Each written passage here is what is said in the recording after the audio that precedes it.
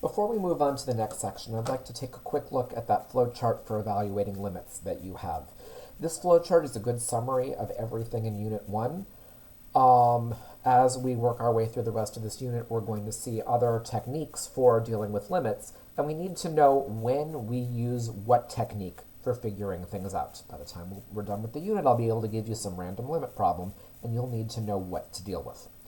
First thing we always need to look at is if we're evaluating a limit as x approaches a number or infinity. We haven't done any infinity problems, so I'm going to follow that number branch.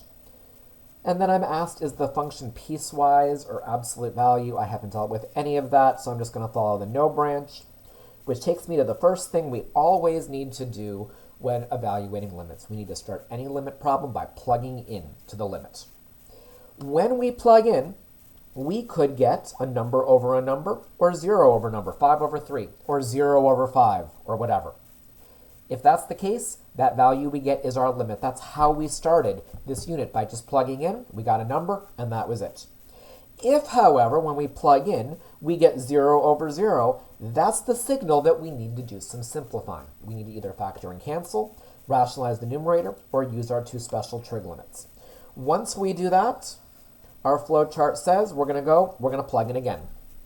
If plugging in gives us a number over a number or 0 over a number, we're done. If it gives us 0 over 0, well, I need to simplify again and continue.